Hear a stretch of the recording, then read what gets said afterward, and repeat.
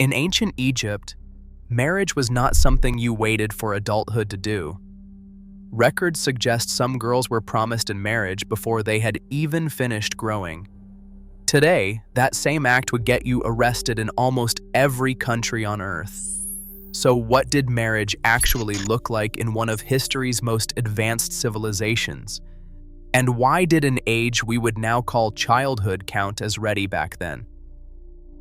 Reconstructing family life in the ancient Nile Valley requires piecing together a heavily fragmented puzzle. Ancient Egyptians left behind no modern-style birth certificates or official civil registries tracking birth dates. Instead, historical understanding relies on a patchwork of surviving legal papyri, census returns, and physical remains. Because these sources are partial and unevenly distributed across different eras, historians debate exact figures regarding typical marriage ages. Paleopathologists like Rosalie David use dental eruption, bone growth plate fusion, and computed tomography scans of mummified remains to estimate biological age at death. However, these osteological methods yield age ranges with inherent margins of error rather than exact calendar years. Every estimate of when ancient Egyptians married represents a cautious scientific reconstruction, built from converging clues rather than direct, indisputable records. The clearest pattern of historical evidence comes from the centuries following the Greek and Roman conquests of Egypt, roughly between 300 BCE and 300 CE. During this 600-year window, the dry desert sands preserved hundreds of thousands of papyrus fragments, including tax registers, census returns, and formal marriage contracts found in ancient rubbish heaps like Oxyrhynchus. Unlike the sparse, highly fragmented records of the earlier pharaonic eras, these written documents provide a massive empirical statistical sample large enough for systematic study.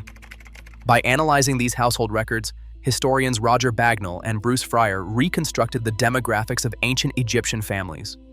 The Roman provincial census, conducted every 14 years, required heads of households to list the names and ages of every resident, from family members to servants.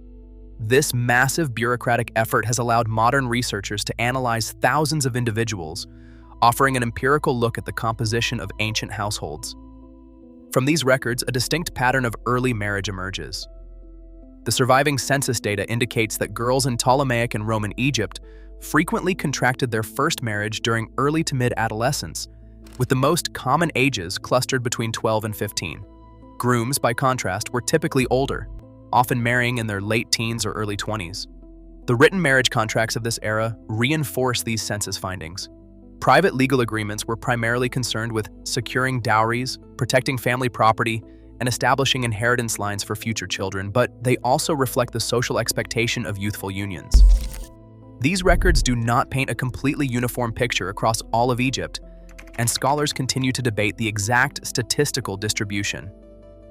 Fryer points out that age rounding in the census returns, and a potential bias toward wealthier urban households may skew the averages, suggesting the typical marriage age could be slightly higher in rural regions. Bagnall, by contrast, argues that the high concentration of documented teenage brides represents a widespread social reality rather than a localized anomaly. These documents provide a concrete historical baseline. They shift the study of ancient marriage from speculative estimation to an analysis of recorded household structures, showing that early adolescent marriage was a structured feature of domestic life along the Nile. The earlier pharaonic record is much thinner than the later papyrological record, with systematic household data almost entirely disappearing. The surviving evidence skews heavily toward royal and elite households. Around 1323 BCE, Tutankhamun married Ankhesenamun when she was roughly 13 and he was under 10. Similarly, Ramesses II married Nefertari when she was about 13 and he was 15. While these high-profile unions served as diplomatic and dynastic instruments, they illustrate the limitations of the pharaonic record, rather than representing a reliable population average for ordinary families, who left behind almost no explicit marital documents. To understand why early unions occurred, one must look at the brutal economic reality of the ancient Nile Valley. For ordinary families, survival was a collective, multi-generational effort. Ancient Egyptian society operated without modern safety nets. There were no state pensions, no retirement systems, and no life insurance policies. A family's long-term security depended on its ability to maintain a self-sustaining household, secure agricultural labor, and produce heirs who could care for aging parents. This economic strategy was driven by intense demographic pressure. Because of rampant infant and childhood mortality, overall life expectancy at birth for ordinary Egyptians was incredibly low, with estimates often clustering between 20 and 30 years. Statistical models suggest that only about 35% of females survived past the age of 20. In a world where lives were routinely cut short, families could not afford to delay the creation of the next generation. Marrying daughters in their early to mid-teens was a calculated response to a short biological window, far removed from modern ideas of romantic courtship. Legal agreements and dowry arrangements served as the framework for this household strategy. When a young bride entered a new home, the transfer of assets, ranging from clothing and jewelry to small plots of land, acted as premarital capital. These contracts protected family wealth, secured inheritance lines for future children, and guaranteed that a portion of the property would return to the woman or her family if the union dissolved. By prioritizing economic survival and the continuous flow of labor, the ancient Egyptian household operated as a highly coordinated financial partnership. The timeline of these arrangements was defined by a clear distinction between the initial promise of marriage and the actual start of shared domestic life. In Ptolemaic Egypt, families often negotiated a synchresis, a preliminary betrothal.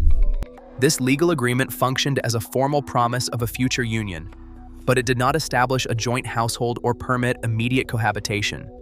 A girl could be betrothed in early adolescence, yet remain in her parental home for several years. Sharing a home required a subsequent binding marriage contract. Physical evidence from skeletal remains supports this staggered process, showing that while families negotiated alliances early, full cohabitation and childbearing were typically delayed until the bride reached physical maturity in her mid to late teens. These adolescent unions were not confined to the Nile Valley. Across the ancient Mediterranean, agrarian economies faced identical demographic and survival pressures. In classical Greece and the Near East, families routinely consolidated land and secured labor by marrying daughters young. Roman law formalized this widespread regional practice, setting the minimum legal age of marriage at 12 for girls and 14 for boys. While Roman jurists occasionally documented marriages occurring even earlier than 12, the law itself recognized 12 as the threshold of consent. Throughout these pre-industrial societies, early marriage was a structured, survival-based strategy rather than a localized moral failing. It was a rational response to short lifespans, where securing the next generation of labor was essential for household survival. The UN Convention on the Rights of the Child and the Convention on the Elimination of All Forms of Discrimination Against Women established a global consensus against early marriage. Today, most countries enforce a minimum marriage age of 18, treating underage unions as serious criminal offenses. Rising life expectancy, which has more than doubled since the Roman period, eliminated the historic demographic pressure to produce offspring as early as possible. At the same time, the World Health Organization has documented the severe physical dangers of adolescent pregnancy, including obstetric complications and maternal mortality, while pediatric medicine outlines the cognitive development that continues throughout adolescence. With social safety nets and formal labor markets replacing the family as the sole economic safeguard, the ancient survival logic has collapsed.